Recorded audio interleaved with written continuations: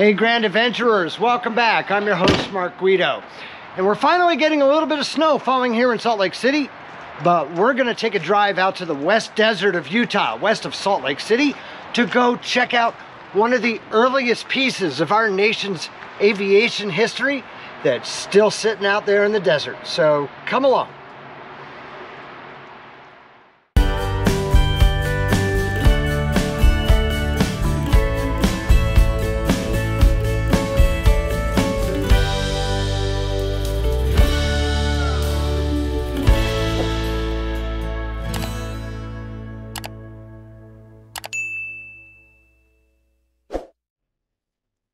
So just because our RV is stationary for the winter months doesn't mean that we can't get out and see and do fun and exciting things while we're here in northern Utah. And one of those we're going to do today. Our story begins way back in the 1910s when the U.S. Postal Service decided they were going to start delivering mail by airplane. Do you remember when the U.S. Postal Service charged different rates for airmail? That remained a separate class of mail transport until 1975 domestically and 1995 internationally. The United States Post Office Department and its successor, United States Postal Service, began experimenting with airmail delivery way back in 1911, and airmail first became a new class of service in 1918. The first scheduled U.S. airmail service began in 1918 using 6 converted United States Army Air Service Curtiss JN-4HM Jenny biplanes, flown by Army pilots operating on a route between Washington, D.C. and New York City, with an intermediate stop in Philadelphia. The route was extended to Boston 3 weeks later. Army Second Lieutenant George Boyle was selected to pilot the first northbound flight, which, unfortunately, turned out to be a somewhat less than successful initial venture. Almost immediately after taking off, Boyle became disoriented and started flying south when he followed the wrong set of railroad tracks out of the city. Realizing that he was lost, Boyle attempted to find out where he was by making an unscheduled landing just 18 minutes later in Waldorf, Maryland, about 25 miles south of the city. Unfortunately, he broke the prop on his airplane when he made a hard landing, so the 140 pounds of mail he was carrying had to be trucked back to Washington. After its first 3 months of operation, all flight operations conducted by the Army were taken over by the Post Office Department's aerial mail service, using a fleet of 6 purpose-built JR-1B mail biplanes, designed and constructed by the Standard Aero Corporation of Elizabeth, New Jersey, and flown by civilian pilots hired by the Post Office Department, including Charles Lindbergh. The 218-mile route from D.C. to New York was the first step in establishing a transcontinental mail route by air.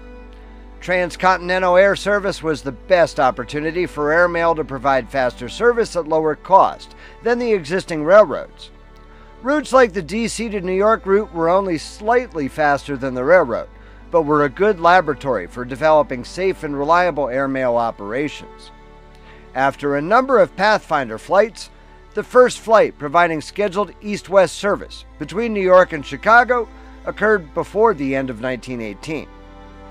Scheduled transcontinental airmail service flown between New York and San Francisco began on September 8, 1920, over a route laid out in July and August of that year by Eddie Rickenbacker and Bert Acosta, who had helped pilot the first experimental through flight carrying about 100 letters, which landed at Durant Field in East Oakland. In addition to New York and San Francisco, the route included 13 intermediate stops, including Salt Lake City. The transcontinental mails were originally flown only during daylight hours while being entrained at night. Night flying would reduce the time of the trip by half, from over 70 hours to 34 hours and 46 minutes. But pilots at the time flew by dead reckoning, using visual clues on the ground. These early mail planes had no reliable instruments, radios, or other navigational aids. Forced landings occurred frequently due to bad weather. Unpredictable weather, unreliable equipment, and inexperience led to frequent crashes. 34 airmail pilots died from 1918 through 1927. So in 1923, the U.S. Congress funded a sequential lighted airway across the transcontinental airmail route. This Airway consisted of 24-inch rotating beacons mounted on 53-foot towers, spaced on average 10 miles apart. These 5 million candle-power beacons flashed red signals to differentiate themselves from the green beacons of airports, and flashed identification numbers in Morse code. Some facilities use concrete arrows, 50 to 70 feet long, pointing in the direction of the next beacon where pilots would find the next arrow, and so on, until they reached their destination. The arrows pointed towards the eastern terminus on east-west routes. Eventually, by June 1925, this lighted airway stretched 2,665 miles from New York to San Francisco. The emergence of radio navigation and radar in the 1930s eventually removed the need for the nighttime lighted airways for navigation. Many of the concrete arrow markings were removed during World War II to prevent aiding enemy bombers in navigation, but fewer than 200 of them are still intact in remote locations across the country. And that's where our visit today to Utah's West Desert comes in. So we've almost reached our destination. But for the rest of the drive, I'd like to take a moment to share with you our wonderful experience with our video sponsor, RV Mattress by Brooklyn Bedding. Improve your sleep while camping with a new RV mattress from our video sponsor, Brooklyn Bedding.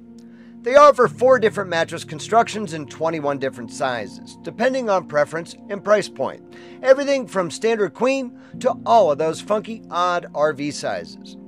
Brooklyn Bedding manufactures all of its mattresses right at their factory in Arizona. And RVmattress.com ships them right to your door for free, all rolled up and compressed in a vacuum seal.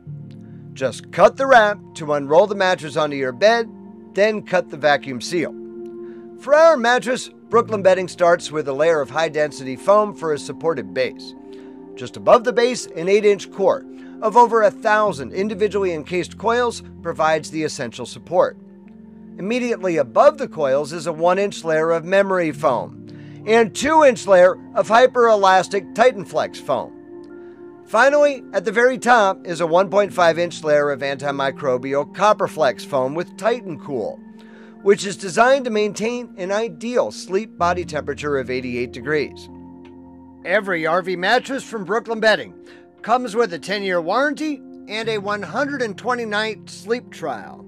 Visit RVmattress.com/grandadventure to get 25% off your entire purchase with promo code GRANDADVENTURE.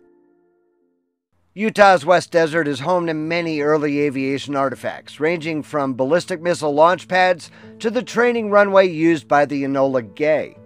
These artifacts here also include some of the concrete arrows of the Transcontinental Airway, and we've found one such site at the southwestern end of the Great Salt Lake just off Interstate 80, adjacent to a current-day Cargill salt evaporation plant.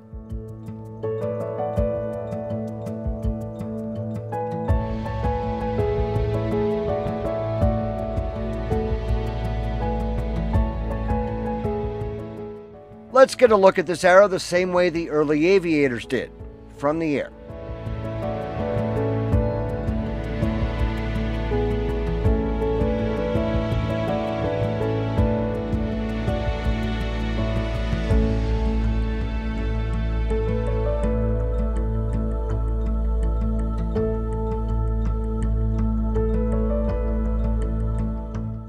These arrows would have been difficult for pilots to see from the air, so they often passed by at very low altitude.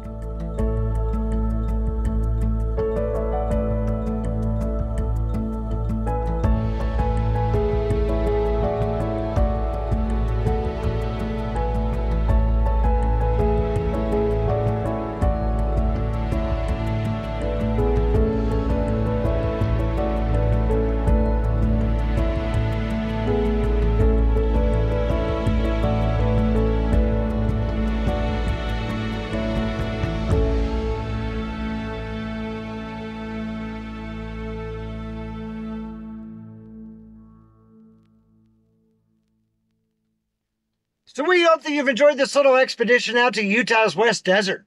If you liked this episode, it is extremely important to us that you give us a big thumbs up down below.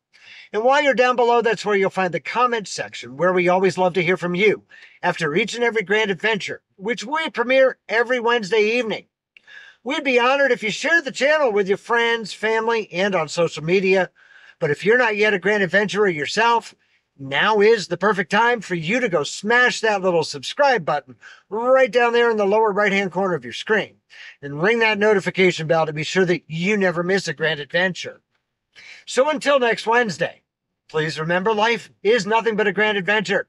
We'll see you then.